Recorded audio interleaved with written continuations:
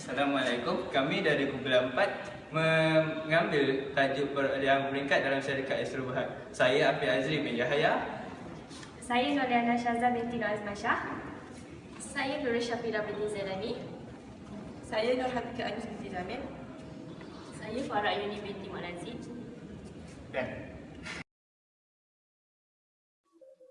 Sebelum kami menerangkan lebih lanjut mengenai syarikat Astro dan menunjukkan perubahan kewangan dalam penyata kewangan Astro, saya akan menerangkan terlebih dahulu mengenai MFRS 10 di dalam para 30 dan 31. Perolehan berperingkat ini merujuk kepada perolehan saham anak syarikat secara berperingkat, di mana syarikat induk memperolehi peratus saham pada tarikh yang berlainan. Terdapat dua situasi yang berlaku dalam perolehan berperingkat. Yang pertama ialah perolehan berperingkat daripada sebelum menjadi anak syarikat kepada menjadi anak syarikat kepada induk, dan yang kedua ialah perolehan berperingkat dalam anak syarikat sedia ada, di mana berlaku peningkatan dalam kepentingan kepada syarikat induk. Perubahan dalam kepentingan pemilikan syarikat induk dalam anak syarikat yang tidak menyebabkan kehilangan kawalan diambil kira sebagai urus niaga equity. Ini keadaan di mana apabila perolehan berperingkat dalam anak syarikat secara sedia ada. Kami telah memilih urus niaga pengambilalihan Astro daripada anak syarikat sedia ada, dan emang bawaan kepentingan kawalan dan KBK disedaraskan bagi menggambarkan perubahan kepentingan. Yang seterusnya ialah sebarang perbezaan antara emang pelarasan KBK dan nilai saksama balasan dibayar atau diterima diiktiraf dalam equity dan diagihkan kepada pemilik syarikat induk. Ini bermakna tiada perubahan akan berlaku dalam pelaburan subsidiari, dan ini hanya akan berlaku perubahan dalam equity. Seterusnya saya akan memberi kepada kawan saya untuk membentangkan pembentangan yang seterusnya. Dengan ini saya ingin menceritakan sedikit tentang Astro. Astro merupakan penyedia perkhidmatan televisyen bersedia dan radio berbayar pertama di Malaysia, tetapi telah berkembang ke negara Brunei dan Indonesia. Astro memulakan siarannya pada 1966 menggunakan satelit Mersat 1 yang hanya menawarkan 22 saluran televisyen dan 8 saluran radio. Kini Astro menawarkan lebih 80 saluran televisyen, 17 saluran radio dan 4 saluran pay-per-view di samping perkhidmatan interaktif. Astro juga menawarkan ke-77 saluran terestrial tempatan seperti RTM1, RTM2, TV3, NTV7, TV9, 8TV dan TV Al-Hijrah, dan juga menyediakan pilihan saluran televisyen antarabangsa kepada penonton. Syarikat subsidiari Astro Mersat Broadcast Network System mempunyai lesen eksekutif selama 20 tahun untuk penyiaran satelit terus ke rumah di Malaysia. Astro menutup akaunnya pada 31 Januari 2015 pada setiap tahun.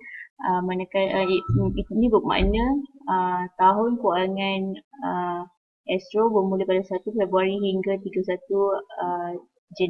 Januari.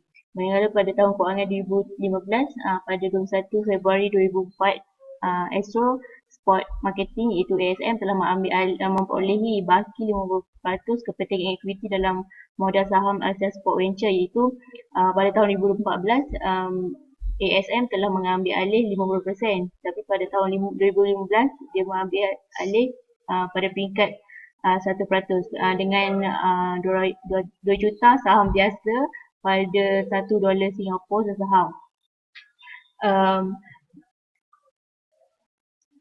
Catatan ini telah direkod dalam nota 37B, iaitu di mana 50% pada tahun 2014 telah diambil alih baki 50% lagi pada tahun 2015. Dan di bawah nota 37B juga menunjukkan yang Asia Sport Venture itu hasil dimasukkan dalam penyata kewangan disatukan pada sejak 21 Februari 2014 yang disumbangkan oleh SV adalah sebanyak 841,400, manakala sumbangannya kepada kumpulan keuntungan merupakan kerugian berjumlah 7,994,100. Jika pengambilan ini telah berlaku pada 1 Februari 2014, hasil yang dimasukkan ke dalam penyata kewangan disatukan adalah 841,400, manakala sumbangannya kepada keuntungan kumpulan adalah kerugian sebanyak 8,4,300.